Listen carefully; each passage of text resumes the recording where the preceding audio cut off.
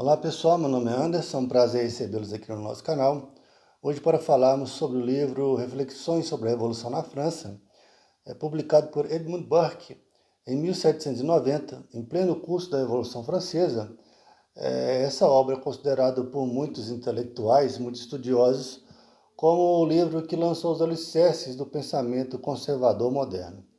Mas antes de continuarmos, eu gostaria de pedir a você que, caso não seja inscrito, que se inscreva no nosso canal, que curta nossos vídeos, que acione as notificações e que nos acompanhe aqui no YouTube. Burke nasceu em Dublin em 1729 e morreu no interior da Inglaterra em 1797. Ele foi advogado, filósofo, político, se destacou por textos sobre estética, mas sua maior proeminência foi como deputado. Ele fez parte do Partido Liberal Inglês e teve posicionamentos bastante importantes.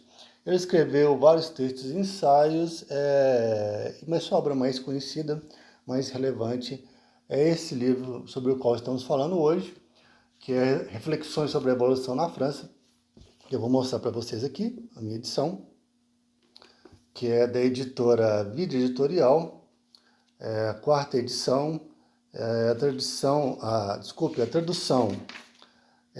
do Marcelo Gonzaga de Oliveira e da Giovanna Luiz Libralon. Acho que a pronúncia correta é essa. E com o prefácio de João Pereira Coutinho, né? Um dos grandes estudiosos do conservadorismo. Esse livro, a diagramação vou mostrar para vocês aqui, é um livro que eu considero de tamanho médio. É um livro cuja leitura não é tão tranquila por questões de linguagem, né? Um livro que foi escrito no final do século XVIII, mas não é nada, não chega a ser uma barreira para que você realize a leitura. E, na verdade, esse livro ele não é nenhum tratado político escrito de maneira organizada. Na verdade, ele se deu através de cartas escritas por Burke para um amigo da família, que era membro da Assembleia Nacional Francesa durante o período da Revolução. A Revolução Francesa, que iniciou em 1789, causou um grande assombro, né, nos países europeus, praticamente sobre as monarquias europeias, né? E na Inglaterra não foi diferente, e Burke especialmente viu aquele comportamento revolucionário com bastante reserva, né? Com bastante reprovação, e escreveu todas as suas impressões através nessas cartas dirigidas ao amigo, que depois se tornaram esse livro. Lembrando que a Revolução se iniciou em 1789, né? A fase revolucionária teve várias fases e durou em torno de 10 anos, mas esse livro foi publicado no ano seguinte, em 1790, e esse curto período de tempo já permitiu que fossem observados vários excessos, várias condutas violentas e criminosas na percepção do Burke. Como nós dissemos anteriormente, esse livro não se constitui num tratado político organizado, mas estão diluídos nele todos os princípios e valores sobre os quais se fundamentam o conservadorismo moderno e a tradição liberal, como, por exemplo, o ceticismo político, né? A importância de se olhar com muita reserva os atos dos indivíduos do campo da política, considerando que o ser humano ele é falho, né? A conservação das tradições, né, e das instituições. Todas as tradições e instituições podem ter os seus defeitos, mas elas são fruto de uma construção histórica, né? Tudo que nós vivemos hoje, do ponto de vista cultural e institucional, é resultado de séculos de aprendizado, de conquistas, de erros também, inclusive. Então, ele vê com muita reserva qualquer espécie de alteração brusca nas instituições e nos costumes. Outro ponto importante é o respeito às liberdades individuais, mesmo assim considerando que essas liberdades elas devem ser reguladas pela lei. Não existe a possibilidade de ter uma liberdade plena, né, uma liberdade absoluta, uma liberdade absoluta onde os indivíduos façam tudo o que eles desejam, naturalmente nos remete a um estado de natureza, um estado pré-civilizacional, né? Então, dessa forma, as liberdades, elas pressupõem regulamentação. A prudência, né, a moderação política, porque toda alteração que você faz no âmbito da política, ela altera incisivamente a vida dos indivíduos. Então, toda alteração, toda implementação de leis, impostos, tributos e qualquer alteração institucional na sociedade, ela deve ser observada com muita cautela sobre o risco de causar, né, impactos terríveis, né, pesados e indesejados na vida dos cidadãos. E por último, nós temos o pacto geracional, que todas as gerações elas estão interligadas, e essa geração do presente, né, ela deve tributo às gerações passadas, né? Ela tem um compromisso com as gerações passadas que construíram todo esse arcabouço jurídico, político, institucional e cultural que nós herdamos, né? E que nós usufruímos hoje. E da mesma maneira, essa geração tem um compromisso com as gerações que virão, de transmitir para elas o que é proveitoso e fazer reformas pontuais no sentido de passar a melhor herança possível, né, para gerações futuras. Interessante que o conservadorismo, nesse ponto, fazendo um resumo, né, do ponto de vista político, é uma tradição reformista, né? Ela é antirrevolucionária, ela é antitraumática, ela pressupõe que toda alteração é uma alteração pontual, é uma alteração estudada, né, que deve ser uma alteração pontuada, uma alteração feita com muita cautela. E, na verdade, exatamente que o que Burke faz nesse livro, as pontuações, as reflexões que ele faz sobre a Revolução na França, são exatamente o espírito revolucionário que rompeu com tudo isso, com as tradições, com as instituições, com os costumes da França, né? Para implementar uma sociedade totalmente fundamentada em ideias abstratas, né? Que tinham forma apenas no mundo das ideias. E qual o preço, né? E sobre qual preço que foram implementadas, né?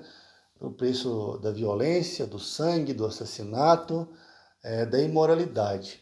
Então, essas cartas, na verdade, elas são reflexões muito ligadas a questões da moralidade, que foi abandonada, na opinião de Burke, pelo povo francês, ao aderir a essas fantasias teóricas, né? Essas ideias de felicidade, teorias de gabinete, otimismo filosófico, para a gente usar os termos, por exemplo, do Roger Scruton, que ele trata no seu livro A Importância do Pessimismo Filosófico, né? Burke já, séculos antes, alertava sobre esse risco de você trocar toda uma estrutura experimentada, evidentemente, que com seus defeitos, né?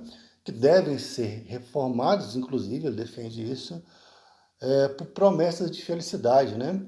Que sem experimentação alguma e que, quando implementadas, como ocorreu em vários projetos de engenharia social, né? Várias teorias otimistas que tentaram ser implementadas ao longo dos últimos séculos, e não só a Revolução Francesa, mas também a gente pode falar os estados totalitários, como também o socialismo real, e sempre que essas teorias são implementadas e elas encontram dificuldades, os revolucionários eles recorrem à violência, né, e à opressão, alegando que não há limites, mas apenas obstáculos, e os obstáculos eles devem ser rompidos. Nós temos que considerar que o Burke ele faz essas considerações olhando para a própria história. Um século antes, a Inglaterra passou por um processo revolucionário, ocorreram as revoluções inglesas, né? A primeira revolução puritana, a Guerra Civil, e depois a Revolução Gloriosa, que acabou por consolidar a monarquia constitucional. E mesmo assim, foi mantida a monarquia, né, mas com o poder principal do parlamento, ou seja, foi unida a tradição à mudança, né? E mesmo assim, sobre um custo muito caro, que foi todo esse processo revolucionário. Não obstante a Revolução Francesa ter suas raízes, né, na questão econômica, né, na crise, terrível crise financeira pela qual passava, existe também motivações filosóficas sobre as quais Burke faz críticas duríssimas, principalmente sobre Rousseau, com todas aquelas ideias fantasiosas, teorias de felicidade e promessas impraticáveis. E ele considera que o povo francês ele foi enganado, né? E Burke faz duras críticas também às ideias de liberdade e de democracia irrestritas, né? Vinculados no ideário revolucionário, e principalmente o preço que se pagava na época para se alcançar os objetivos, né? Na tentativa de alcançar esses ideais, né? Esse preço nós nos referimos naturalmente aos assassinatos, né? As violências, as expropriações.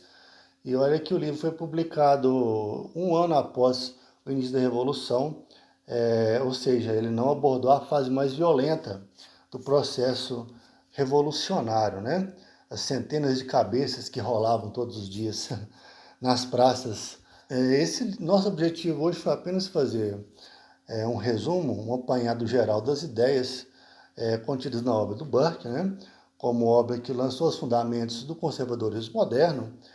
E é um livro que deve ser lido naturalmente por todos aqueles que estão estudando o conservadorismo, né, enquanto teoria política.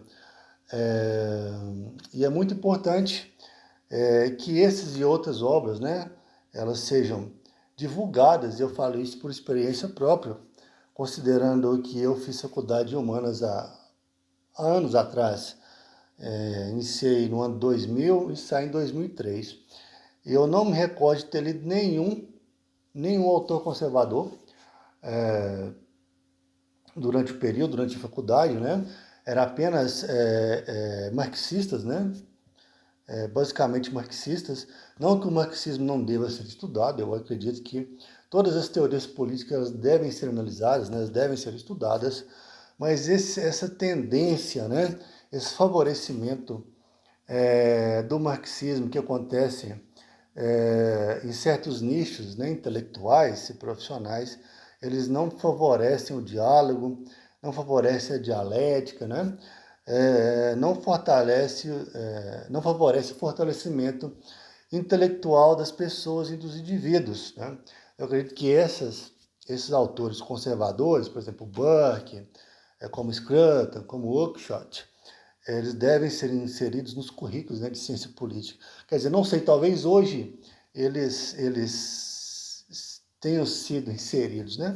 Mas na minha época era só Foucault e Derrida e esse pessoal aí. Inclusive, quando mencionavam vagamente alguém, mencionavam o Adam Smith para fazer críticas a eles, né? A mão invisível do mercado, e não sei o quê, fundamento do capitalismo, e etc, e etc. E nesse ponto aqui a internet foi muito importante, né? O YouTube foi muito importante. Não só o YouTube, mas as mídias que deu voz, né, a esse tipo de pensamento que ficava na penumbra, ou ficava limitado a certos nichos, né? Certos bolsões, digamos assim. Então, pessoal, esperamos que vocês tenham gostado. Se tiverem gostado, não deixe de curtir o nosso vídeo, de seguir o nosso canal.